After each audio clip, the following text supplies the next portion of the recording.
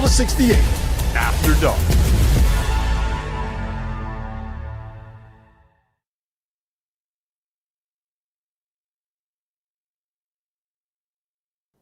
Hello and welcome to the Monday evening edition of the Field of 68 After Dark. We are live here. It is a Big Ten Monday night, so we have my man Mike LaTulip on here to break down some of the action that we have in that conference. Michigan State put a beat down on USC. The final score there was 80-51. I know Henson is celebrating that because he may or may not have laid the points on Michigan State there. I was celebrating Nebraska finding a way to remain undefeated, 72-69 there. The Cornhuskers go into Columbus and knock off Ohio State, officially ensuring that Nebraska ball is a basketball school. 72-69 was the final score there. We're going to get into some overreactions here as well. We're going to have a little bit of a preview here for Tuesday night. Duke and Louisville, Texas Tech and Houston will be facing off. It's a big, big Tuesday night in the world of college basketball. But we got to talk about what happened tonight. And we're starting in Columbus. We're starting with Nebraska ball. We're starting with the Cornhuskers. Mike, I'm going to you first on this one. Nebraska 72, Ohio State 69. They find a way to pull it out in the end. Braden Frager off the bench, man. We talked about him a little bit on Friday night. I think it was Friday night the last time that we talked about this. He's energy, he's intensity, and today he came up with some big shots, 15 points off the bench, changed that game a little bit. What do you make of Nebraska's win? Yeah, this team has the heart of a lion. They do. This game had all the makings, and we even talked about it before the game of just, is it a scheduling loss? Is it, after the emotional win Friday, the breakthrough, the court storm, the top 10 ranking, then you don't shoot it well tonight, 28% from three. There's some, I thought, uncharacteristic turnovers, which were caused by Ohio State's pressure on ball that I thought disrupted some of Nebraska's actions. It just doesn't faze them. They've been unflappable all season, and it's a big reason why they're 15-0. I think it certainly speaks to their experience. They're one of the oldest teams in college basketball. I think we know that by now. But I found it pretty awesome, as you touched on, Rob. Just in the biggest moment of the game, Fred Hoiberg draws up the clear out for Braden Frager and, get him going to his left with Sanford in the ball side corner, so you can't help. Took his time, pivoted around, finished with the and one. We've just seen them do it by committee at times. Obviously, we've seen Mass. We see Sanford with the big game at Illinois. Lawrence hit the game-winning shot at Illinois. It feels like a different leading scorer every night, and I think that's it's the epitome of what we're seeing with Nebraska basketball at this point. They're a threat, man. They're a threat. Henson, is this officially a basketball school now? 15 games in, no. But I will say, being 15-0 and starting off like this, I mean, they're making some noise. Coach Hoiberg's a great coach. And even tonight, they didn't play their best. And they should have probably lost tonight on most nights. And they found a way, towards the end. Now, Ohio State, if you look kind of in the past few games, even the Carolina game, they're in the game execution and just scenario. I don't know if they need to practice it more or run the script, but the plays they were drawing up, the things they were doing, man, it was their game to win. And Nebraska wasn't at their best, and they still found a way to get a tough road win. So kudos to them. But I personally think Nebraska is good, but they're beatable, but they're not going to beat themselves, and that's why they're so tough to me.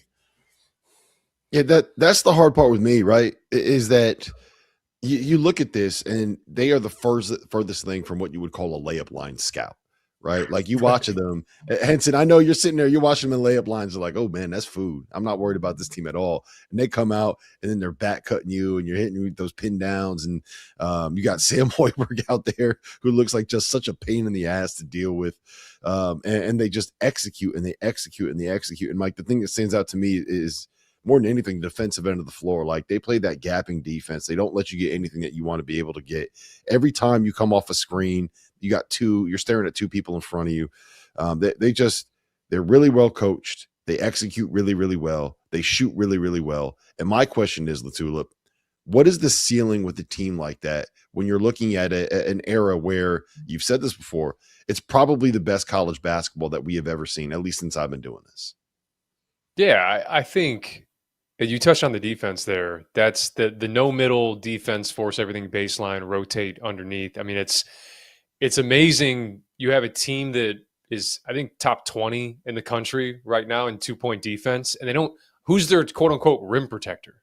Right? They don't have a Klingon back there. They don't have a Kalkbrenner back there. They don't have some. They don't have a anchor John back Henson there. back there. Come on, let's give him his flowers. He should have been the They don't defensive have a player of John the year in Henson back 2012. We got there. robbed. They don't have a John Henson back there. They do it with their ball pressure. They do it really by committee on that end as well. But as far as ceiling for this team, look, I think people forget that team was good 2 years ago with Rick Mast, 2 seasons ago. I mean, that was a team that went deep in the Big Ten tournament that, had, a second round draw or round of 32 draw with Houston. And if things maybe shook out a different way, they may have gone to a Sweet 16 that year. And this team is better than that team. So, we see the importance of Rink Mass, what he is as a 5-out hub. They play with him in that middle third of the floor. My question for them, and this is what speaks to like what advances deep in the NCAA tournament, is who is their off-script guy? When teams pressure you, when teams blow up your actions, like who is their guy that can go off script? A lot of teams that advance to go to Final Fours, to go win national titles, have multiple guys that can either go off script or can create off the bounce, create on their own.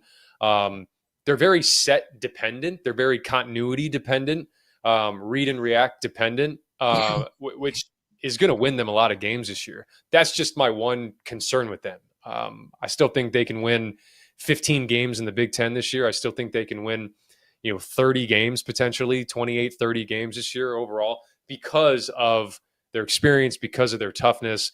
And what we talked about preseason and some of our offseason grades, Rob, that double bye upside where you can be, to me, if you're a top 4 seed in the Big Ten tournament this year, you're a top 3 seed in the NCAA tournament. That's how good this conference is. Henson? Yeah. I think I have a hard time. I'll just watch them. I just have yes, they're going to be good. Like LaTulip said, yes, they're going to win games. I just have a hard time seeing them really make noise because Ohio State was kind of getting to what they wanted to at will. They kind of did what they wanted. They hit some shots, and if Mass doesn't hit that big 3, right, to kind of get the momentum shifted, the couple and ones, for it went Nebraska's way. Even on the and one with Frager, I know he's left, but he can make a layup, coming the other way, right? Like that was a mistake on Ohio State's part as well. So I think this is gonna be a good team, a second weekend team, but I do think that when they come up against one of those teams that can break you down off the dribble, that's disciplined with the athletes and talent, it's going to be tough sledding for them in the tournament. I could see them potentially hitting a buzzsaw matchup-wise later in the tournament, but, this is going to be a really good team. They're not going to beat themselves. They're older, and, if you got a team that's not going to beat themselves, you're going to win a lot of games in college basketball, especially with these teams that have been thrown together in 1 year that haven't been together a long time. They look really good. Just to clarify one thing from both of you guys real quick, Mike, you said they could win 30 games. You're including March in that, right? You're not saying this team's going to go 30-1. Is that what you're saying there? No, I'm saying they can win 30 games by the end of the season. That's don't do that, Rob. Don't do that. But to Henson's point, Henson talked about them not beating themselves.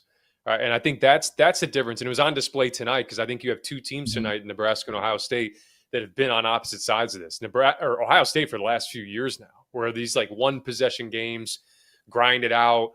Now it comes down to schematics, drawn up out of timeout, all that stuff. That's where Nebraska steals wins. And that's the difference between, you think about it, like if you can do that 3 to 4 times in a conference slate or in a conference, regular season, you're talking about the difference between like 2-3 seed lines in the NCAA tournament, where, if you finish 15-5 in conference versus 11-9, because you're able to win the margins at the end, win those games, pull it out. Because you have so many 1-possession games in conference play. or games that come down to a couple possessions. And that's where I think Nebraska shines. But I agree with Henson. This is what we do, right? We have to, if you're going to be the team that's a top 10 team, which I think they've rightfully earned right now, then we also have to project out and think long-term, think expectations. So I think it's warranted to point out those potential deficiencies, because not everybody can win it. Not everybody can advance to a Final Four or Elite Eight. So obviously remains to be seen, but so far, so good. Yeah, I will just say, look, they have the longest winning streak in college basketball right now, Henson, because they won the college basketball crown last year. I don't know if you guys can see that, but they won the college basketball crown and maybe smoked some college basketball crown cigars in this beautiful. Maybe they got it from this beautiful mahogany case that the college basketball crown likes to send out to people. I'm bringing this down, fellas. I'm bringing this down to Indianapolis, and we are going to smoke that UConn pack when we win 3 out of 4. You guys are good with it.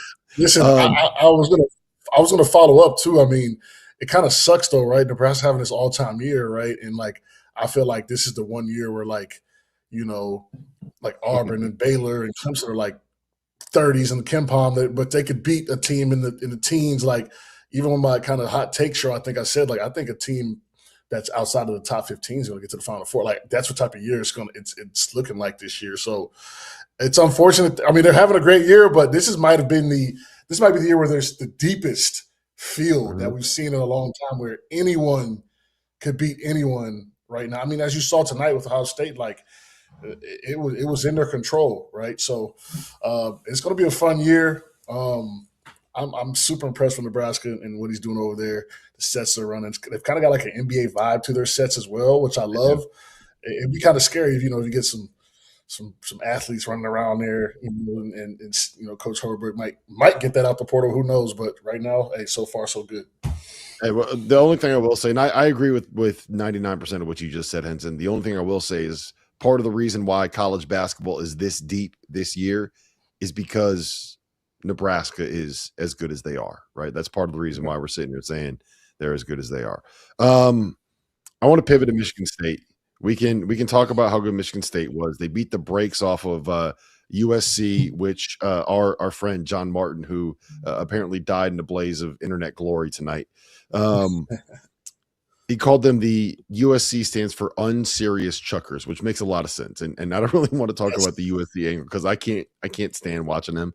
But Michigan State, I think we need to start with the fact that Paul Davis, right? I believe it was Paul Davis, who graduated in 2006, who is over 40 years old. He's older than any of the 3 people on this panel, was sitting in like the Izzone student section or the alumni section and got kicked out of the game. With the seltzer in his hand. With a seltzer in his hand. With Can't catch a vibe? Screaming across the court, "What the F are you doing? Get out of here." I read his lips. I know exactly what he said. I've seen enough John Boy to know what was happening there. Henson, if you got kicked out with a drink in hand while yelling at a ref from the Dean Dome when Roy was on the sideline, what do you think? Would you be invited back? Would you still be allowed to come back and work out at Chapel Hill? Would you be able to do like the Tar Heel pod that you do? Would this still be happening? Listen, that's why coach and that's why they put the former players behind the scorers table and the bench, right? It's a little buffer. Hubert can turn around and say, hey, relax. Or you're probably not going to yell, screw the ref with, Coach Williams or Coach Davis directly in front of you, right? Like Coach Williams, I'll be more scared of Coach Williams and getting tossed out. So that ref, honestly, come on, man. Like, it's a 30-point game. Like, turn your ears off. You'll be fine. Unless he's been badgering the whole game. He must have been on. There must have been something. We got to find out what he said, because he must have said something good. I think LaTulip, the most embarrassing part is getting tossed from a game while drinking a seltzer, right? Like, if you got bourbons in front of you, like if you're going through, like if you're getting through like the vodka sodas, those got down a little bit too easy sometimes. I get it, but like if you're drinking a seltzer and you're getting drunk enough courtside to get thrown out of a game, that's when it gets a little bit embarrassing. As a 40-year-old man, what are we doing, man?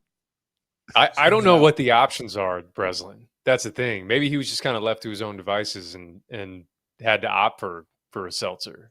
But I don't know. I guess I'm not standing up for seltzers here. It was odd just because like a tree. Those are good. Yeah, Mike LaTulip is a big White Claw guy.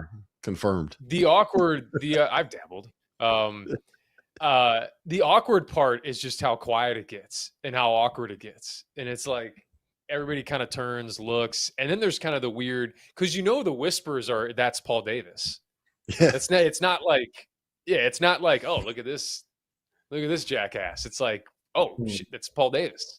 You can hide, like if you're Drew Neitzel or you're probably not Bateen Cleaves, but if you're like 6'1", 6'2", if you're smaller, like you can hide. Paul Davis is 6'11". Like he's standing up and everyone's like, oh, he stood up. He stood up and it was like, because I saw him sitting down. That's when I texted in the group. I'm like, did Paul Davis just get tossed? And then he stood up and I was like, definitely Paul Davis. Yeah. Because there's not many footers just sitting 3 rows behind the sideline. Yep. Have a good time. Should we talk about the game? Should we talk about the win? Should we talk about Michigan State? A little bit of a bounce back here. Beat the brakes off USC coming home after losing in Lincoln, which is not the easiest place to play. Let's go. LaTulip, go first, and then Henson, on what your take. Just overall on Sparty, man. Like what do you make of this team? What do you make of this group? What do you make of their ceiling?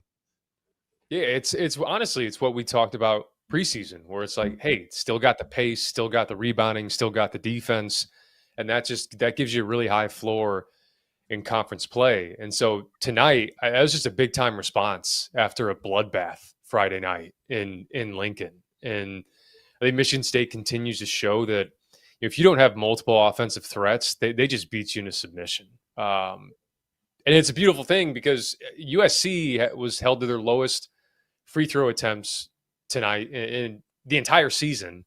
So defending without fouling, which Michigan State does at a high level, that starts with your positioning, and Michigan State's they're always in the right spot. I thought they overwhelmed USC tonight. And then the other side, it was interesting. We know how USC, they play that paint ball where they'll pretty much pick somebody on the other team and stick somebody in the paint. And it was Cohen Carr tonight where they just straight up weren't going to guard him.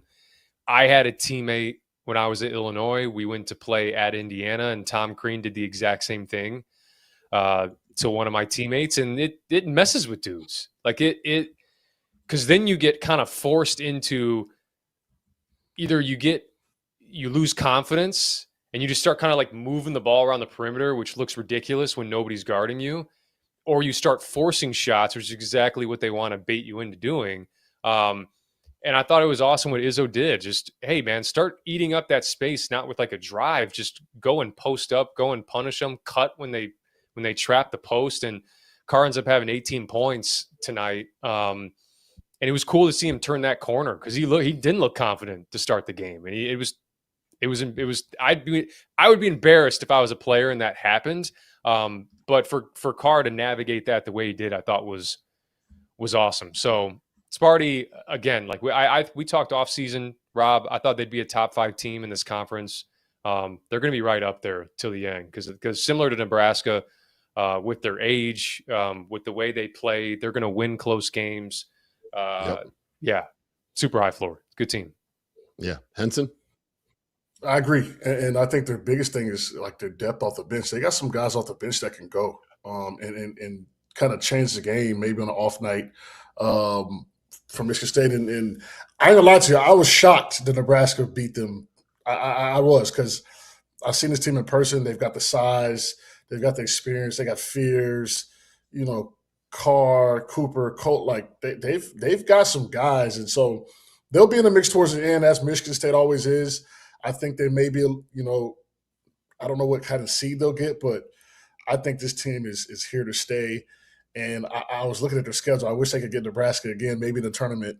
I'd love to see that matchup again and see how they come out. Because you saw today, they came out kind of with a ferociousness and fierceness about them after losing. You kind of knew what was going to happen to USC today, unfortunately. And then when USC starts just kind of shooting whatever and just playing that type of ball, that's why they lost by 30. Michigan State, responding like that is what good teams do, and they'll be there in the mix in the end. Last question I got about Michigan State, and we talked about this on Friday night. I think my one biggest concern, and I don't even know if it's fair to call it a concern, but they don't really have a backup at the point guard spot. It's a little bit like Henson. It's a little bit like North Carolina with Vesar, right? Like when Vesar goes to the bench, those minutes where you got to play with whoever you bring in at the 5 spot, you as long as you can kind of stay alive in those minutes, you got a chance to be able to beat anyone. I feel like it's the same thing with Michigan State and Jeremy Fears. He goes to the bench, and whether it's Denim Wojcik or you start trying to slide Divine Uchukwu over there to the point, it's just like the drop off is so big that you're just hoping that it doesn't end up snowballing in the minutes when that guy's gone. Is that something, Henson, that am I right to be worried about that as kind of a big picture thing with Michigan State? Yeah, I think that's a weakness, the backup point guard spot, the depth. But they have the bodies. Like Izzo can throw guys in there and see how they look, and down the stretch when it matters, he's just going to play a lot of minutes. We know what time it is. He's going to play a lot of minutes. I love him on the court too. He brings a little fierceness, ferociousness to the team. He talks a little shit to other guys. Especially the white kids, where he gets after them. I've been peeping that from Fears, man. So he tries to scare them a little bit. But he's really good. And when he comes, no team is perfect, right? They're gonna struggle with his minutes on the bench, but I think they're good enough to overcome that. And they have the shot making off the bench as well to overcome some of that as well. Yep. Mike? Yeah.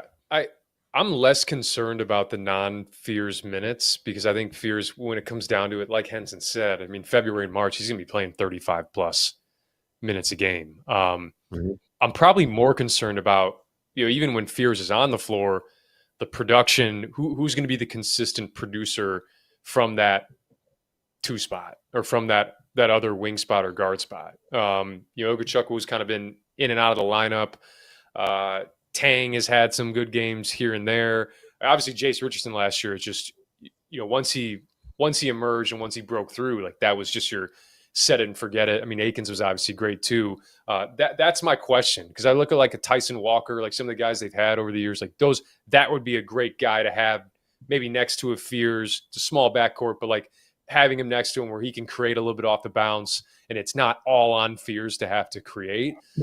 But I will say, I mean, Jackson Kohler's playing at an all Big Ten level right now. He's awesome, and I'm not even man. saying all Big Ten, like 3rd team all Big Ten. I'm saying like 2nd team all Big Ten type guy. I mean, watching him, his maturation, his development, and upping the volume from the 3-point arc and shooting 50%.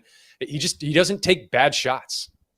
All the shot, he was 6 for 6 tonight. He knows who he is. He knows where his bread's buttered, and that's been really cool to see him grow and turn into what he's turned into. And that is an all-league player in my mind. So, some of the deficiencies they may have at the guard wing spot, I think Kohler's actually kind of making up for it because his ability to stretch the floor. Now when he's picking and popping and you're in drop coverage and Fears is getting downhill, like you're a little bit more reluctant to stay in drop because you got to get back to a guy like Kohler. That changes things. I like McCullough. McCullough does the same thing when he comes in off the bench. He's at least a threat to space the floor. So I had to throw Kohler in there because he's been freaking phenomenal, man. Oh, he's been great. I don't want to say it's a stretch. Like he looks like a pro out there. I swear to God, like he looks like a pro. Like I'm not saying he's going to be a starting NBA power forward, but coming off the bench, spacing the floor, size, he can shoot it. Like I wouldn't be surprised if he finds someone like a 2-way contract next year. Man, he looks that good. Yeah. Yep. We had a lot more to get to on today's show. We got to get to some overreactions. We have to preview some stuff that's happening Tuesday, and of course, we're gonna have the afters later on tonight. That's all coming up next on the Field of 68 After Dark. As you know by now, we have teamed up with BetMGM again this season. We'll be using BetMGM lines to make all of our picks, and we will have special offers for Field of 68 fans, including same-game parlays, best-in-class live betting, and daily odds boost. If you haven't signed up for BetMGM yet, use bonus code FIELD to get up to a $1,500 first bet offer on your first wager with BetMGM. Here's how it works. You download the BetMGM app. You sign up using bonus code FIELD. You deposit at least $10 and place your first wager on any game, and you receive up to $1,500 in bonus bets if your bet loses. Just make sure you use that bonus code FIELD when you sign up. Make this college basketball season 1 for the history books. Make it legendary. And don't forget, if you haven't signed up for BetMGM yet, use bonus code FIELD and get your $1,500 first bet offer today.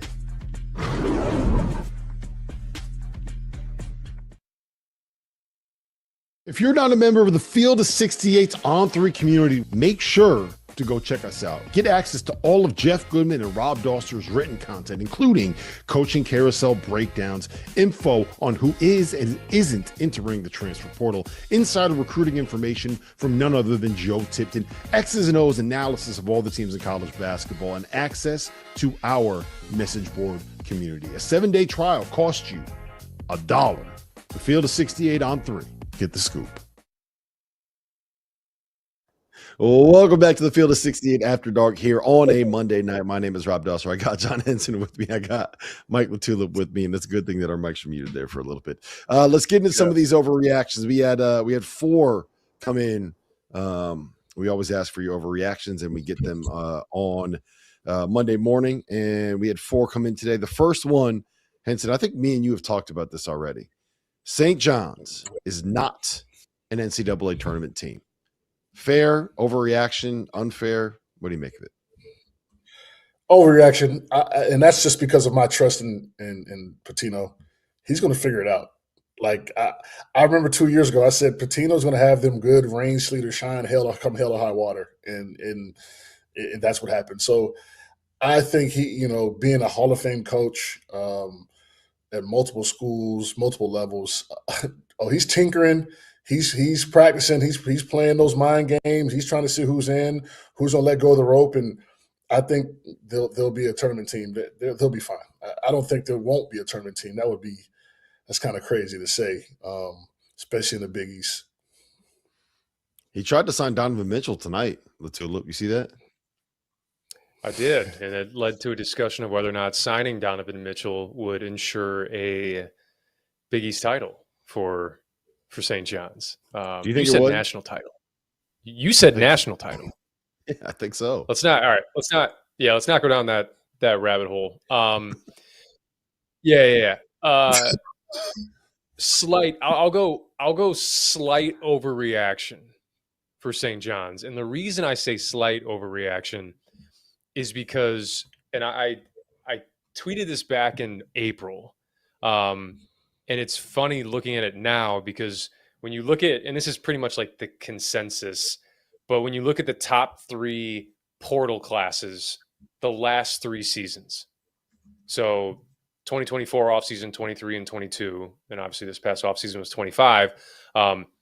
Those top 3 classes, each of the last 3 seasons, have featured one team in that top 3 that has missed the NCAA tournament entirely. 2024 it was Indiana, 2023 was West Virginia, 2022 was Texas Tech. So St. John's was in that top 3. The other 2 were Michigan and Louisville. Those 2 I feel confident will make the NCAA tournament. So that's just I don't even know if it's data, but something to monitor. I think what's just interesting to me is right now, what's their best win? Baylor? Yep. At the moment. So Ken Pom has them finishing 20 and 11. Throw in another win or 2 at the Big East tournament. So 21 wins, 13 and 7 in conference, 7 Big East losses. I think if that's what it ends up being, it's going to be close because we can look at the Big East and say, okay, UConn, that's 2 quad 1 opportunities. Villanova, as it stands right now, 2 quad 1 opportunities. But I think it's less about, hey, you got to split with UConn. Hey, you got to split with Villanova. It's getting through the freaking landmines that are in the Big East right now because Georgetown is a quad 3 home game. Xavier's a quad 3 home game. DePaul's a quad 3 home game. Marquette right now is a quad 4 home game. Providence is a quad 3 home game. So all these, where are the opportunities? You have a ton of quad 1 opportunities, but even the ones that are quad 3, maybe quad 4, are you certain that St. John's can beat Marquette? Are you certain? I kind of am. Marquette hasn't been good. It says more about But I'm Marquette saying, than like, it at does least, about St. John's. My take is, I agree with what you're saying. They have to take care of business on the road. What they've done with this loss of Providence is they put themselves in a situation where you have to like win at Butler and win at Creighton and win at Seton Hall. And those aren't going to be easy wins to get, especially at Seton Hall and at Creighton, man. Like those are Seton Hall is they look like absolute hell to deal with. Even at Providence, like Providence, the Friars now, they're going to be putting 13,000 absolutely insane human beings into the AMP. And obviously they don't have any problem with people drinking seltzers and yelling from the stands at referees. That's encouraged in Providence, not in the Breslin Center. So I think that St. John's, as of today, is probably a tournament team, but they have work to do to make sure that they are going to be in the tournament. But what they've done is they put themselves in a position where it's like it's not going to be comfortable. Like they got to go out and they got to win some of these tough games. I don't think that they're splitting with UConn, and I think it'd be maybe with Villanova, but I think that Villanova team is actually pretty good. Second overreaction. To Henson's point, real quick, because what I'll say, Henson mentioned it with Pitino. He doesn't care about feelings. So if things start going sideways, he's going to find a way to find a group that wants to play the way he wants to play, and he will not feel bad about it. So we can at least count on it. Yep. Overreaction number 2. Betting on the coach, not the players. I'm betting on the coach.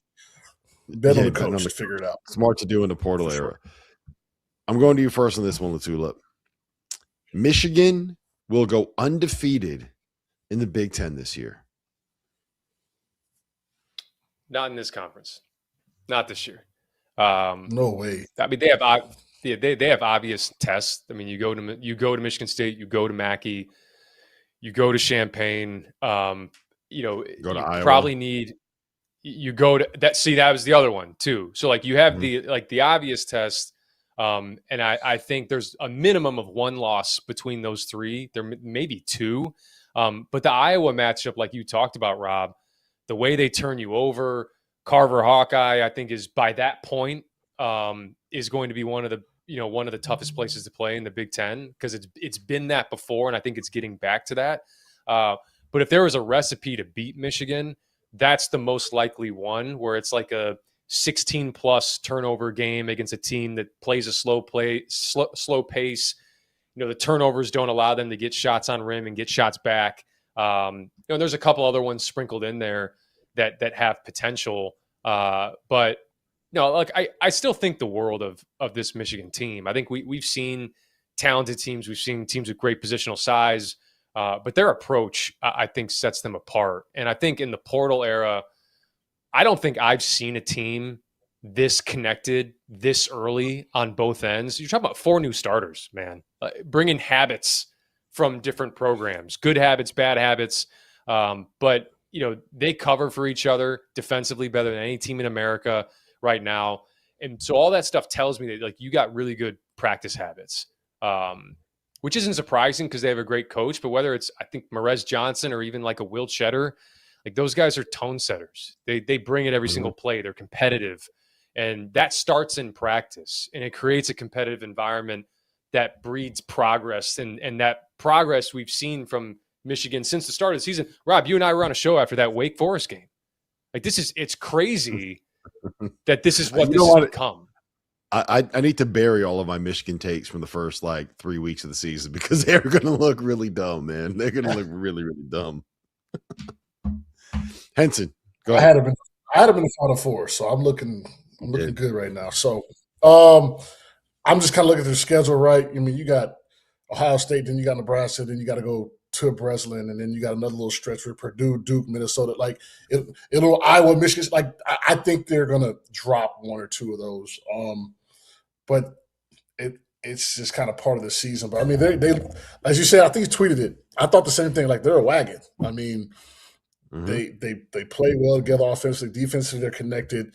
They've got a kind of point guard Elliott who, for all the flack he took at North Carolina and all the shit everyone talked, like, it's a perfect fit for him there. He gets the ball moving. He pushes the pace. So, yeah, I don't think they'll go undefeated. That's a little bit of an overreaction. But I think this is their thing to lose. Their thing to lose, man. They're when I watch them, it's fun to watch for one, and then it looks kind of like child's play out there at times. How they're just kind of just run up and down the court, and one of those teams that they come to the game. It's like, hey, we're going to focus on us. If we focus on us and we do what we need to do, we're going to beat anybody in the country. So I can't see them losing more than 3 games, but undefeated is tough, especially going to Mackey. They probably won't be favored in that game as well. But good luck to the rest of the country. These boys, barring injury, they'll be there in the end. I promise. Yeah, look. Would you guys agree? I was just going to say, Rob, would you guys agree that if Duke couldn't do it last year in the ACC, that Michigan probably can't do it this year in the Big Ten? For how dominant that Duke team was. There's going to be a night, right? There's going to be a night where they're playing one of these good teams and something happens. Someone is able to control tempo. Someone gets in foul trouble. There's a sprained ankle. Like, just shit happens in conference play. It's a college basketball season. What I will say is that I think that this is the best chance that we've seen since that 2015 Kentucky team, and probably the best chance that we are going to see maybe ever, for a team to really have a chance to go forward, and do the whole undefeated and win 40 games in a college basketball season thing. And even starting Valentine's Day, you look at that, starting with UCLA. I mean, UCLA, Purdue, Duke, Illinois, It's we're tough, about burnout man. too. We're about burnout, you know what I mean? Like, that's a real thing. Coming down the stretch, maybe they are undefeated. Like, how much do they really mentally exhaust themselves to get to that? We saw the Kentucky team lose, right? Like, sometimes it helps to have a little. I'm just saying, like, that stretch is going to be insane. The counter to that is that when you're winning every game by 40 points, like, how exhausted are they right now? Their life is so easy. They go out there, they played hard for 15 minutes, and then they get up. Are they peaking? Are they peaking at the wrong time? Is that another thing we need to talk about? Like, are they going to legit win the next 15 games by 30 points? No chance. They're going to. What goes up must come down. They might. They beat the best. The crazy thing is they broke the Big Ten record for 40-point wins on like December 22nd, which is crazy. But they're going to have the 4 games in 10 days stretch that everybody has in the conference season at some point, and they'll probably slip up there. And bottom line, I don't think whether they lose 2 games in conference, 3 games in conference, bottom line right now, I don't think that's going to change anybody's opinion going into the NCAA tournament, like who the favorite would be, right? I think it would still be them. I don't think that's going to change. So, that's 100%. They are the best defense in college basketball, and in their last 9 games, they've scored fewer than 89 points exactly 0 times and gone over 106 times, and the best defense in college basketball. That's crazy. Third overreaction. This one comes from Mama Hog. I don't know if you guys have met Mama Hog yet, but Mama Hog is a legend in these Field of 68 and Field of 12 streets. Arkansas is now the favorite to win the SEC. Change my mind, Henson. I like Alabama. That's the mind. I like Alabama. I like what they're doing. They're kind of flying under the radar too. Like, we're not really talking about them much, but they're getting some good quality wins, and they look good. Now, Coach Cal definitely has, Arkansas kind of back to prominence and looking really good, but I'm not off Alabama, even Tennessee, because I think consistency with his roster is going to be the issue. So I think that's a little bit of an overreaction, but kudos to them though, right? Like, staying in the mix, figuring it out, and now looking like a competent team that can make some noise in the postseason. Mike, favorite Arkansas, the Hogs? Or are you just a Cal hater? That's aggressive. Not a Cal hater. I think it would just you would essentially bet on a freshman who I think Darius Acuff is their leader. betting on a freshman to be able to take them there throughout a conference season, which I think he's actually fully capable of. He's freaking awesome. And I think he should be, to me, he should be getting a look as one of the top or the top point guard in the draft. I think he's underrated from that standpoint. But we got to mention Vanderbilt, right?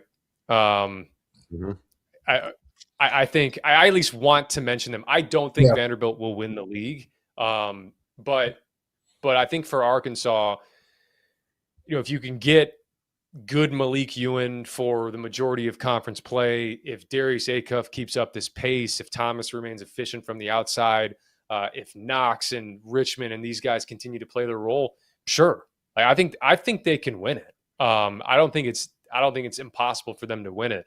But I think I keep going back to what Henson mentioned too. I think Alabama's flying under the radar.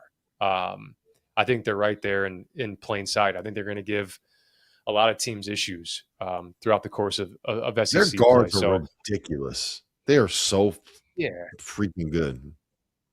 Well, I saw Kentucky fans and people were like, "How do you not guard the 3 against Alabama?" It's like, dude, it's much easier said than done because you got to keep the freaking ball in front. It's not about guarding the 3; it's about keeping them out of the paint, and they get the hell in the paint. So yeah, that's going to be a fun one. Arkansas Alabama is going to be a fun one. Yeah, I would probably lean towards Alabama as well, just because I think Arkansas is going to have a couple nights where they forget to show up and they forget to play defense and they kind of do some of the stuff that we've seen them do in the past. So there's going to be nights where, especially on the road in the SEC, there's going to be nights where they have those nights. But Arkansas is legit. They are a very real Final Four threat, and Darius Acuff is one of my favorite players to watch in college. It's like maybe the biggest flip for me from the preseason. Last overreaction. This one is coming from our correspondent out there in Lawrence, Sam Lance. Is it time for Darren Peterson to shut it down? Henson, I'm gonna go to you first on this one. We've talked a lot about this conversation with the injuries and the way things are kind of going. And Self came out today and actually said that it was not a minutes restriction. Specifically that Peterson was on. What he was referencing was more he played him too many minutes. So in the second half, his legs started acting up and his legs started hurting, and he felt some of the soft tissue stuff going on where he thought he was going to pull a muscle or whatever it was. But it was not a minutes restriction that forced him to the bench. It was a re-aggravation or I guess that's probably the best way to phrase it, of whatever injury that he is dealing with, whatever mystery injury it is. So what would you do if you were Darren Peterson and if you were advising Darren Peterson? And are those two different answers to the same question? Yeah. Being a guy that, soft tissue injuries kind of like torpedoed my career in a sense. And that's because I was on my contract year and I kept trying to come back. I kept getting hurt and I wasn't healthy. And so for him, man, I think he just needs to get healthy. If he cannot play a full game and get out there and he's kind of, feels it a little bit, he's trying to work his way through it, I think he's got to sit, right? Because these things linger. And so, but also in college, it's a different dynamic now. He's getting paid millions of dollars, right? That's pressure. I don't care what you say. I don't care what you do. No one likes walking in that locker room and being hurt all the time, making, the most money in the team. It's like similar to a superstar in the NBA team. Like, sometimes teams have to shut them down for themselves, right? So you wonder what's going on there. And if he's banged up and he keeps getting, these kind of small soft tissue injuries and straining things, I feel it a little bit, you've got to shut him down until he's healthy, because at the end of the day, that home stretch where you've got to make some noise in the tournament or potentially in the Big 12 tournament or at the end of the season, you may need him. He needs to be healthy. And if he's going to keep limping through the season, what's going to happen is into the season, they're going to be limping into the kind of final 4 or 5 games. He may injure himself again. He's going to shut it down. He's not going to play the Big 12 tournament, and that's all she wrote. So I think he's got to stay healthy. I think Kansas right now needs to shut him down until he is overly healthy, and then roll him out there when he's ready to go. Because right now it just looks bad from a training staff perspective, from a school's perspective. Coach Self is saying these things and changing what he's saying and backpedaling. I mean, this is serious stuff. I think Kansas needs to get a game plan with his team, training staff, the coach, and they need to stick to it, and that's it. Mike? Well, I mean, it's a unique position Yeah. because what I actually think he's done is, and this is unique, is like, if you think about, like, let's throw like Michael Porter Jr. in there, where he had his back issues and he played 3 games and scored 10 a game and, slid to the back end of the lottery. That's not really the case with Darren Peterson. Every time Darren Peterson's actually been on the floor, it's been pretty incredible from a production standpoint. So I think he's done a lot in the time that he's been in to, I think, be able to say, okay, even if we shut it down for the season, we still feel pretty good about the product that we put onto the floor. The other side of it is, okay, now you're like, hey, what does the kid want to do? And what does his circle want to do? Does his circle want to kind of preserve him? Does the kid want to play? That's a question that only they can answer. But the question for Kansas is, like, if the 3 scenarios were Darren Peterson will play every game the rest of the season, Darren Peterson will be in, he'll be out, it'll kind of fluctuate the rest of the season, or Darren Peterson will be out the rest of the season. Probably the worst case scenario for Kansas is the middle one, is him being in, him being out, because guys' roles fluctuate pretty, in a strong way when he's in, when he's out. Melvin Council, I think, is a prime example of that. So that's a tough question. Like, is it time for him to shut it down? Only he knows how he feels, and the people around him knows how he feels. But if it is serious, if it's a real nagging soft tissue injury like that, hamstring, calf, whatever it may be, yeah, because we've seen what that type of stuff leads to. And you don't want something catastrophic to actually torpedo his draft stock. So if the injury is what we're hearing, then yeah. And he injured it once, comes back, re-aggravates it again, I believe, right? I know when I was playing and I did that, like, you double the time. So, right, if you hurt it once, you come back and you hurt it again, you double the time. So, technically speaking, he should probably be out for another 3-ish weeks, in my opinion, if he has re-aggravated. So, I know college is different, and like I said, the pressure of money, like, it's not like you're free. It's free now. Like, you're getting a check. So there's a lot of external things going on. And I know he wants to play for Kansas, and it's a pride thing. I mean, I've been there. I don't care if you're making $100 million or $10. Like, you want to be out there with your brothers. You want to get the respect of your teammates. You want to bond with those guys, and you want to play, because rehab sucks. Rehab is worse than not playing. So hopefully they figure it out, man. I love seeing him play when he does play. Like LaTulip said, bro, he is phenomenal. And that's why no one has faltered, and no one would dare drop him on the draft board for injury purposes. We've seen how that happens. Yeah, we've seen what happens when teams do that, right? Like, it usually doesn't work out well for you if you're dropping a guy too far because of injury concerns. Eventually, a team will take time and get them healthy. If it takes longer, and he'll be who he is. Yep. Well, Henson, I was going to say, Henson, with soft tissue injuries, like, the tough part for Darren Peterson right now is if you have a hamstring, or if you have something, a quad or something like that, you can kind of walk around fine. And so if you're an observer from the stands, or you're like watching on TV and see him up on the bench or something, and he's walking in and out of the huddle or something, then you could sit there and be like, hey, he doesn't even look hurt. But those are nagging, and like the start-stop stuff, the change of direction stuff. And you can manage it more offensively because you're dictating your actions. Defensively, it's tough because those are more unpredictable movements. So it's going to be fascinating to see them navigate this the rest of the season. Fascinating is one way to phrase it, LaTulip. We got to get to a preview here. We got to get to a break. We're going to talk Duke-Louisville. We're going to talk Texas Tech Houston. We're going to get to Toast, and we're going to get to the afters after that here on the Field of 68 After Dark. As you know by now, we have teamed up with BetMGM again this season. We'll be using BetMGM lines to make all of our picks, and we will have special offers for Field of 68 fans, including same-game parlays, best-in-class live betting, and daily odds boost. If you haven't signed up for BetMGM yet, use bonus code FIELD to get up to a $1,500 first bet offer on your first wager with BetMGM. Here's how it works. You download the BetMGM app, you sign up using bonus code FIELD, you deposit at least $10 and place your first wager on any game, and you receive up to $1,500 in bonus bets if your bet loses. Just make sure you use that bonus code FIELD when you sign up. Make this college basketball season one for the history books. Make it legendary. And don't forget, if you haven't signed up for BetMGM yet, use bonus code FIELD and get your $1,500 first bet offer today.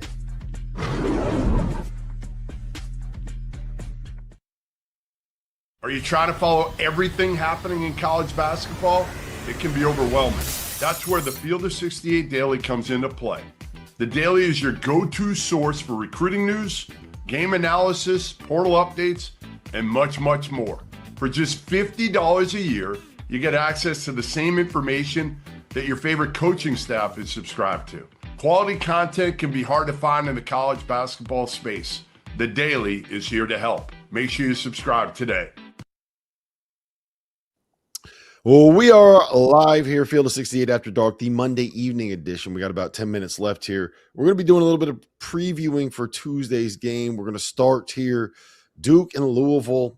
Duke is now a 1.5 point favorite that actually has moved through the line. Louisville opened as a favorite. Then we found out that Michael Brown is not going to be playing.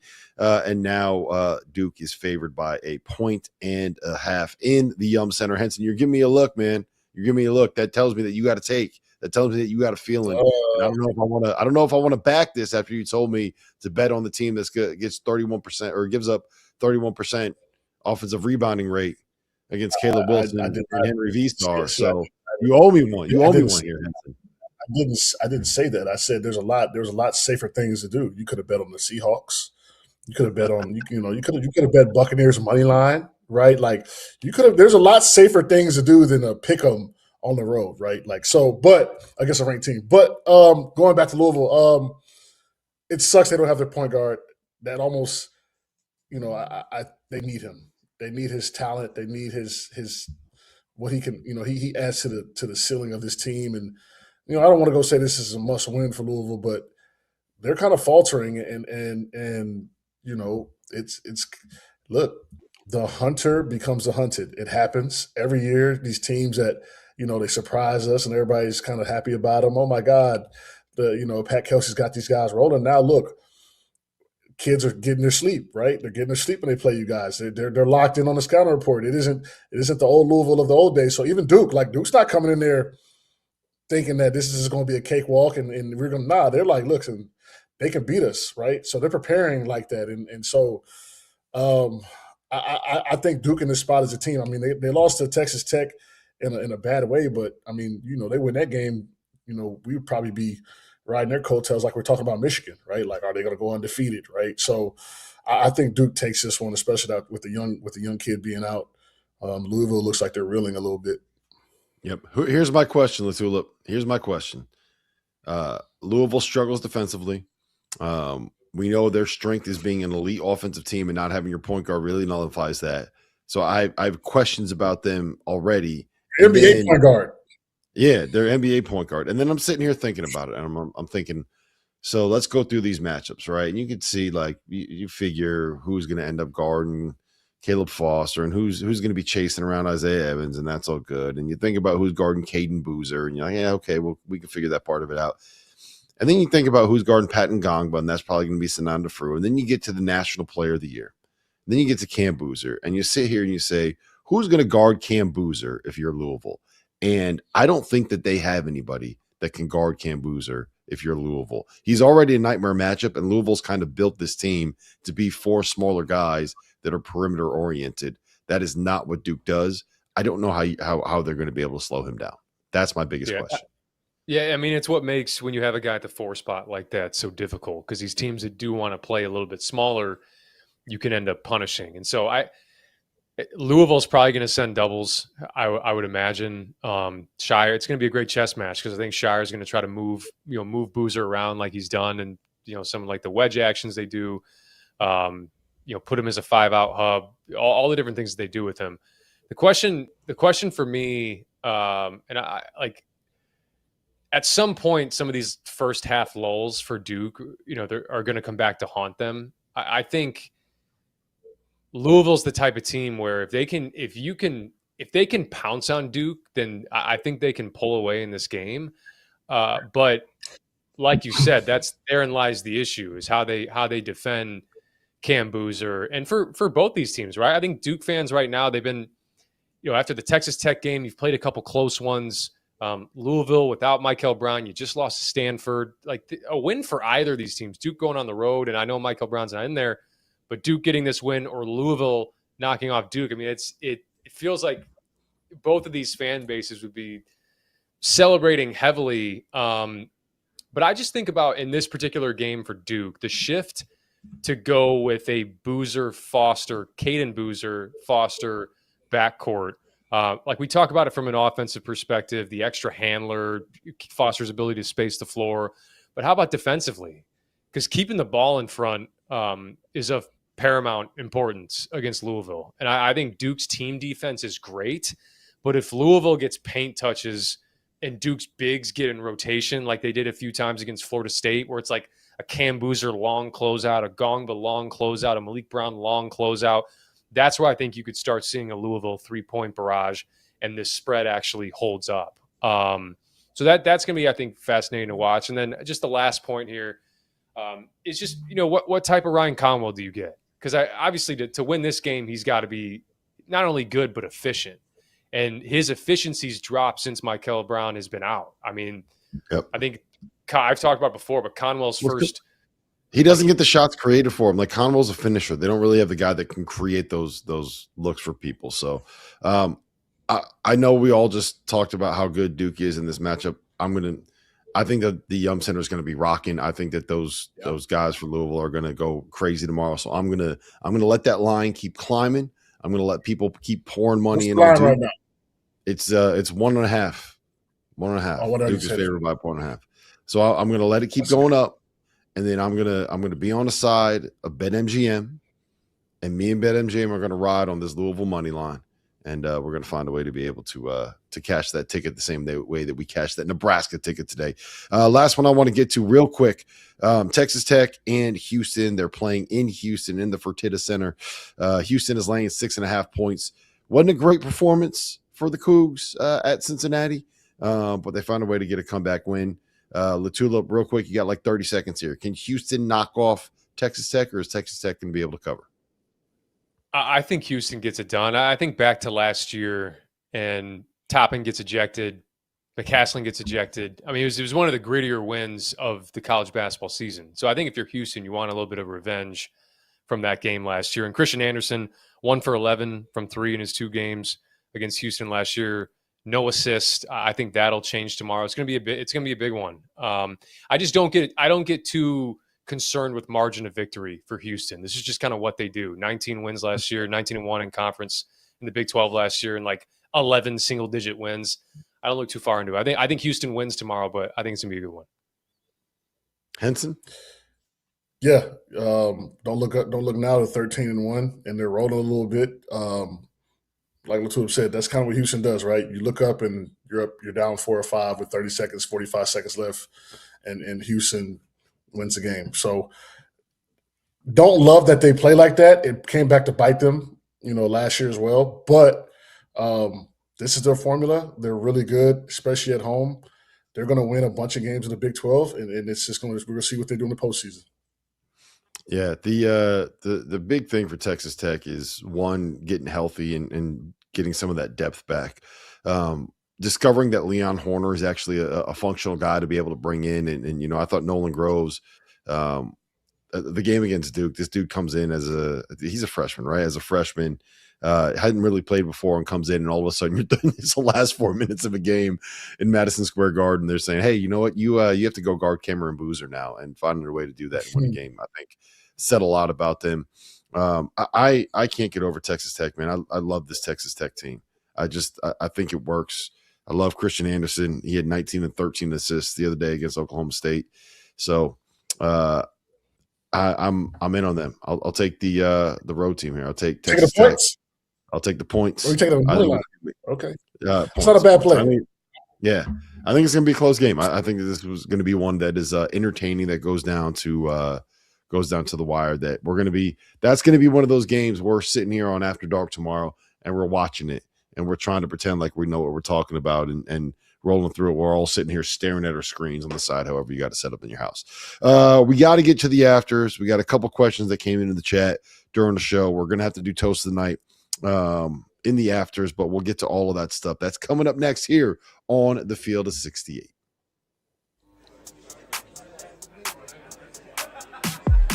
These my DJ Burns shades I had for. That was like taking them into the depths of Alaska and just dropping them off. The first person that's gonna die got to be one of the black guys. We're not gonna make it to the end of the movie. That's like asking somebody, do they want to get a prostate exam or a damn gunshot wound?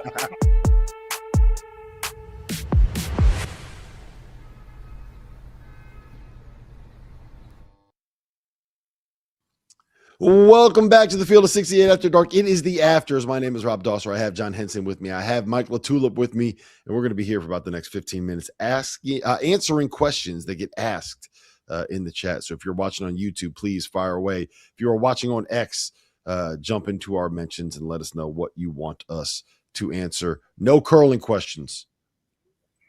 I don't need to explain that. If you watched last night, you'll understand. No curling questions, Dagan. Nothing about curling, nothing about the Winter Olympics. Please, for the love of all that is holy. Go ahead. Dagan Hughes, what do you got for us? All right, fellas. We'll start with a question from Swish in the chat. We obviously talked about Darren Peterson. He wants to know, is Kansas a true title team with Peterson playing? Henson? No, only because he hasn't, when you don't have continuity and you don't know when he's in and out of lineup, I think that hurts you, especially as big time teams. I don't think they're a championship. Let's assume this is hard to do, but let's assume that in the next couple weeks they figure it all out and you get them for 30 minutes a night from like mid-January on, whatever it is. In March, you have Darren Peterson for 30 minutes a night. Sure, if I'm a betting man and I gotta choose a side, I'll take the best player, number one draft pick, fully healthy on Kansas to be a championship contender. We'll call it that. You got no time for this question, do you, Henson? Yeah. You got inside info? Is he not playing? Oh, I think Henson knows something. No, who's Peterson's agent? Were you sponsored by Adidas, Henson? Is that the connect? Is that where you get the info from? Sure. If Texas Tech has all their guys 100% healthy, sure, they can win a championship. But that's just not how it works. You know what I'm saying? So fair enough. LaTulip? I don't think so. I don't think they're a title threat with Peterson. Honestly, to me, I think things get stagnant at times when he's in there. He's so talented, and I think he could he Kemba his way to a title potentially, but I think the concerns that I have for them are beyond Peterson, right? Some of the rebounding, they don't get a ton of their shots back on the glass. They don't turn you over. Those margins are tough if you don't have a really dominant team like that on the glass. So it's not even a Darren Peterson thing. I just don't. Could they go to a Final Four with him or an Elite Eight? Sure, but winning 6, I think, would be tough. Yeah, Tulip, you're not a fan of the Badunga left hand hooks. You're not a fan of that. Not a fan of that's the go-to option for them. You're not buying that.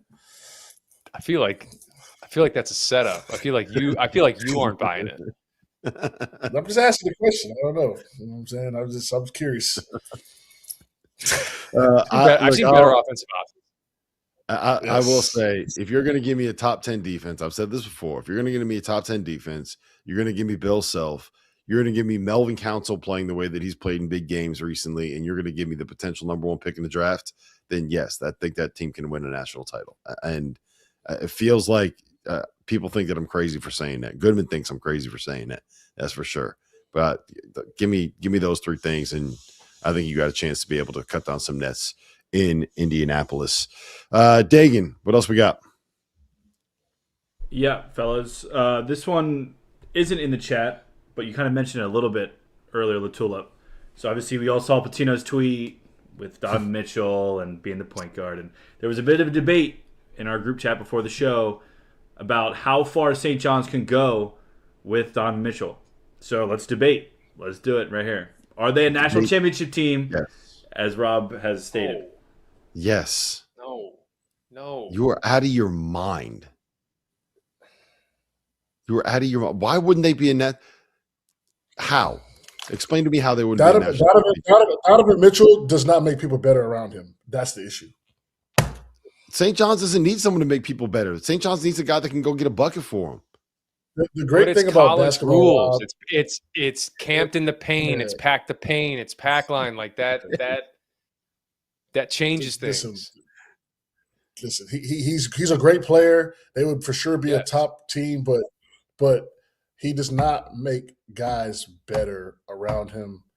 Like, now, like, I mean, we're not going to compare him to Luka, but Luka elevates the guys around him, right? Donovan Mitchell, great player, awesome player, Hall of Fame type guy. But I mean, look what's going on with Cleveland right now. Like, they're scrambling, and it's not his fault. He just, he doesn't elevate the guys around him. And I think if you're going to say one player can come on a team and take his team to the national championship, he's got to make everyone look better around him. Luka does that. Wemby does that.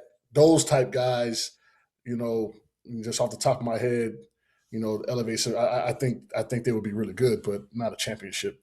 We just throw the kitchen sink at them and force everyone to do something else. I think you guys are out of it. They got enough other guys that can score around him. If you're going to send three guys at him, then Bryce Hopkins is going to get freedom, and Zuby Ejiofor might go for 33 and 17 again. You don't need to send three guys. Just, hey, listen. We're gonna make. I call it the Dame Lillard. We're gonna off the pick and rolls, whatever he's doing, we're gonna make him make the right play every single time. And if he does that, we'll take our loss. I think you guys are crazy. You're going to tell me that you got Rick Pitino, you got Donovan Mitchell, you got everybody that's currently on that roster, and you don't think they can win a national championship. The highest rated team in Ken Palm last year, second high rated, they lost. So that's all you need to like. You think they would be the highest rated team on Ken Palm? Those guys are pretty good in the NBA right now. Yeah, they had five. They had 5 NBA guys starting for them, and they couldn't win one. Yeah, well, the issue with Duke was they pissed down their leg when it came down to the biggest moment. That's all that happened. I will never forget, Henson. I will, till the day that I die, the smile that was on your face when Duke gave that game away. I will never forget that. Where does that rank in terms of top moments in your life? Being in that building. I had accepted that Duke was going to win that thing. I just internally, I'd say, you know what, we're going to be here celebrating a Duke championship. And when they blew it, there were some Duke fans behind me, and they were just so distraught. It made my day. The Cooper flag 3 from the right wing. I forget what the score was when he hit it, but I think they went up like 12 or they went up 14. I thought 100% when that went out, I thought it was over. It was 14 with 8 minutes left. I think that 3 was. I think it was 14. Look what Flag and Knipple are doing in the association. Are you shitting me? Like, they lost. They lost. Like, come on, man. Oh, man. How long – on a serious note, and we talked about this a little bit with the Texas Tech loss, and I know that we're getting off topic here, but I feel like from now on, fairly or unfairly, until John Shire wins a championship, every single time he has a loss where something happens where they give it away or they blow a lead, people are going to keep coming back to that. How long does that stick with him, do you think, Mike? We talked about it after it was a thing after the Texas Tech loss. And there are going to be games that you could be the greatest coach in the history of the play. Phil Jackson gave away games, right? Like everybody that just happens. It's sports, it's basketball. You blow leads sometimes. But I think since he did it on that stage with that team, this is going to be something that is going to stick with him until he wins a championship, in my mind. And I mean, think about Coach Williams, how long it took him to get 3. Mm-hmm. Like, he had to go to a whole nother school. Like, those things don't come easy. They don't come often. And that last year was the window. You don't know when they'll get back to that, moment per se, but it's tough. I personally think he'll get one. He's young enough, And I mean, look at the class he's bringing in again next year. He's going to get one for sure. I think he'll get I one think in the next 5 years. Yeah, Yeah. I do too. Yeah, I do too. But the thing is too, it's funny how we look back on games like that. It's like if Proctor makes a free throw, it's just the margins there. Like part of it too this year, it's funny they have like their similar issue this year is I don't know if they knew last year late game who they wanted to be. I mean, it was like Cooper Flag, middle third, but like Konkanippel, 2-man game. I mean, they definitely had options, and it's the same type of issue this year. And I forget what show I talked about it on, but it was a show a few weeks ago. But late game, like you could see the difference between Texas Tech and Duke in that game was like Texas Tech had an easy button offensively. Christian Anderson, short roll, like, and they could just go to it over and over and over again. And I just don't know, like even this year for Duke, like I don't know, they run great stuff, but late game, like what is Duke's easy button late game? We thought we knew what it was, and it was using Isaiah Evans as the screener in a ball screen with Cam Boozer. Right? They did that a whole bunch. Turn four, throw it to Boozer. That's your go-to, which depending on who's the defender, may not be a very proficient shot you're getting to get a quote unquote need bucket. Yeah, and they've done those like guys. But I'm saying the Isaiah Evans slip, ghost, like all the stuff that they did late game against Florida. I think that's great as like a under a minute, 2 minutes, like. But I'm talking about like, hey, you're climbing back into a game, maybe 6.5, 7 minutes left. Like, what is your constant go-to like Texas Tech had? And I think that's what goes back to not having one like a Christian Anderson or one of those LeBaron Philon, one of those guys who can just like get you into like a easy button paint touch over and over again. That's they're gonna have to do it by committee offensively for probably the whole year. Like, yep. Dagan, what else we got? All right, fellas, I got two more for you. User in the chat wants to know, does the Big 12 get 4 teams on the top 2 seed lines? So half of those top 2 seed lines. Let's look at the top of the Big 12 right now. Arizona's probably locked in at a 1 seed, and I think Iowa State is probably trending that way as well, which means BYU, Houston, and Texas Tech, 3 of those teams would have to be top 2 seeds. I'm sorry, 2 of those teams. Michigan's going to be a 1 seed. I would bet UConn probably ends up being a 1 seed because I think that they'll be able to roll through. Then you're looking at Purdue is going to be in the mix. Yeah, Duke, Purdue, Gonzaga. I think you probably get. I set the line at 3.5. To me, I think one of those teams will definitely make it. You're going to have 5 that are top 3 seeds. It might be 2 1s, a 2, and 2 3s, or 2 1s, 2 2s, and a 3. Is the way I kind of think this would play out. Yeah, I agree with that. I think they'll have 5 top 3s. It's really between BYU and Houston. If one of them slips to a 3, doesn't see Seattle, they should be okay. Seattle's good, man. Don't hate on Chris Victor. Don't hate on those Red Hawks. Just wait until Gonzaga's got to go to Seattle and they got to go play with that massive inflatable Hawk. Have you seen this thing that they got? Nah, but I was gonna say I was on Seattle. I knew that was a sketchy line. Yep. Seattle's good. So I'd say 3 or 4. I'll lean 4. I'll say yes. We'll say yes. Dagan, what do we got? You'll say yes. LaTulip said 3. So I'm a squad ride. I'm on yes. Yeah, there we go. 3. LaTulip said 3. Fair enough.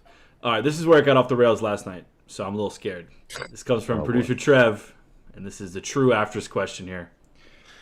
He wants to know, would you rather hiccup glitter or sneeze confetti for the rest of your life? Now, it's normal level of hiccup and sneeze. So, like, you're not doing it hiccup more means and glitter comes still out. Coming, or when you sneeze, glitter comes out. Confetti.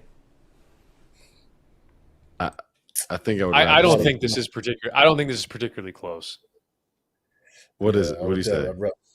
confetti every time. I don't want to hiccup glitter. Yeah. That's messy. Confetti's easy to clean up. Just imagine Both having messy. glitter. Imagine having glitter in your mouth every time you had to hiccup, though. Like you just. I mean, imagine you're at a bar. You're at a bar, like, hey, what's up? What's your name? And you hiccup and glitter comes out. I mean, you're cooked. Well, I just think what do you the think? frequency in which you hiccup compared to sneezing. Like if you're someone that's like hyperallergenic, that absolutely absolutely go with the hiccups. I would go with the no hiccups. glitter coming out of my body. You would go with the hiccups? You would rather hiccup glitter? I very rarely hiccup. I agree with Mike. He's next level because he's like, look, he can count how many times he's hiccuped in the last year. Where I'm saying, and like I think in my mind, it's like I'm not thinking about the glitter residue. Like you know, I'm assuming that when I hiccup, it comes out, but it doesn't persist. If that makes sense. I actually kind of don't do that again, Henson. I'm trying to figure out like the trajectory of the sneeze. I actually think if you sneeze confetti, that'd be kind of cool. You don't think so? Great icebreaker. Party icebreaker. Sneeze confetti, like whoa. Yeah, all right. This guy's here to get it. They'd kill you back in the 1700s, but yeah, it would be cool nowadays. A good thing it's not the 1700s, Mike. It's 2026. Welcome to the new year. Happy New Year. I can't believe that you would rather hiccup glitter. That seems insane to me. It's not close. Honestly, it's not close. Imagine having a mouthful of glitter after a hiccup, though. It's out, though. That's Clarification on this from Trevor. I think we need. I was going to say because hiccup is inside, kind of. So how do you mean hiccup? Like that's what I'm confused about. We need a little more clarification. We'll come back to this. Back to that. Maybe we'll talk about it tomorrow. Yeah, because I guess at that point you're just projectile vomiting glitter, right? If it comes out at that point. Just think about glitter. It's like having sand. You ever gotten sand in your mouth? Like imagine having just glitter. Like how crunchy it would. Every time that you took a bite of food, it would just be crunchy, and all you do is be crunching glitter. If you sneeze confetti, you kind of go on with your day. You hiccup glitter, you gotta go home. You gotta go home. Now Trevor did just make a good point in the chat. When you start hiccuping, it's hard to stop. Like you have to force yourself. Like you don't hiccup just once. Think about you'd be hiccuping like 17 times in a row, and every single time it's a mouthful of glitter. That's what you want, LaTulip. You'd be removed from wherever you're at. The sneeze. That confetti's coming out at like 90 miles an hour and spreading all over the place, and people are like, "Oh, confetti! Look at this! We just won the national championship." Like, yeah, we're going on with our day. We're not even worried. I don't know on what planet are you hiccuping 17 times in a row? I mean, are you 6? I must agree though. I do sneeze a few teams in a row. Like I sneeze like 3 times every time I sneeze. So it's I do sneeze a lot. I sneeze if I have like if there's a light that's too bright that it gets shined in my face, or like I sneeze. I think I'm allergic to light. Is that crazy? Sounds like you're a confetti guy. If I look at the sun, I sneeze. That doesn't happen to you. You may want to talk. It's not confetti, but it's confetti, man. It's not glitter in your mouth. I think a more reasonable would be cough, glitter, or sneeze confetti. I think that's more reasonable. Cough, glitter. Yeah, that's a lot better. That's a much better question. Yeah. Cough. I'm still saying. Yeah. Well, now the tool. What would you do now? Cough or? Cough, no, that flips it because you definitely cough. Trevor also said cough more than you sneeze. Trevor also said we could change it to fart. You want to fart glitter? Yes. Or sneeze confetti. Farting glitter would be insane. That'd be kind of awesome. Actually. That'd actually be awesome. There was another really good old hypothetical. It was like, would you rather have like Cheetos dust on your fingers for the rest of your life, or like I forget what the other one was, but it was like a piece of steak stuck in your tooth. Oh, you ever get that? Cheetos I got that every day last week. For the rest of your life, you have to have a piece of steak stuck in your tooth, or the rest of your life, you have to have Cheeto dust on your fingers. Just the feeling of it. Cheeto, the steak in the tooth is no fun. You can't relax until it's gone. No, you can't. Cheeto dust, we can figure it out. Cheeto dust in your fingers. figure it out. Caps are fun with that, actually. But that's for another day. Oh shit! Toast of the night, Henson. Go ahead. Man. That's after dark, right? Shit.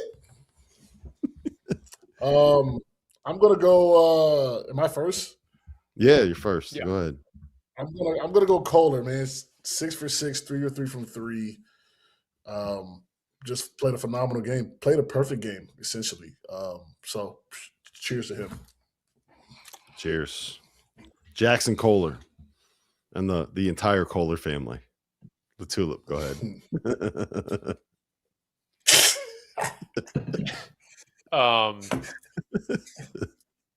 I'm gonna keep it in East Lansing. I'm gonna toast to Denim Wojcik because I've seen him take a lot of heat. I don't know why it creeps into my algorithm, the Michigan State fans.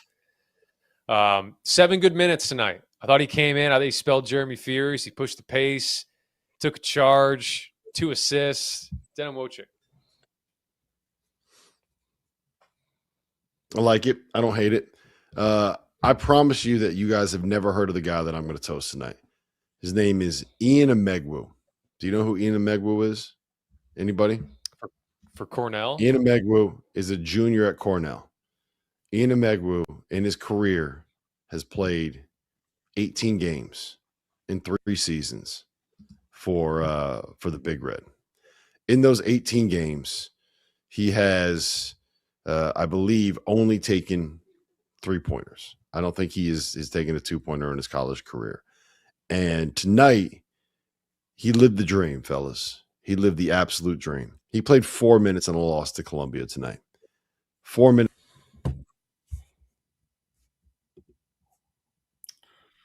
Wow. 104.99 loss. 4 minutes and 29 seconds, he got up 8 threes. That means every 34 seconds that he was on the floor tonight, he was getting a 3 up, and he made 5 of them. Ian Emegwu is a legend. He's a hero. He's a god amongst men, and he is everything that college basketball should be about. And he's from New Jersey. Shout out to him. So cheers to you, Ian Emegwu. Get more 3s up, man. You got to love it. This has been the Field of 68 after dark. John Henson's got his hotel water there. Fun show tonight, guys. Tomorrow, 11 o'clock, we're going to be breaking down Duke-Louisville. Going to be breaking down Texas Tech Houston. There's a lot of games tomorrow. Tuesday nights are some of the best nights in college basketball. So we'll be back tomorrow night, 11 o'clock, more Field of 68 after dark. For John Henson, for Mike LaTulip, for the internet lists, John Martin, and for our producer, Dagan Hughes. We appreciate you guys being here. See you tomorrow. Definitely glitter.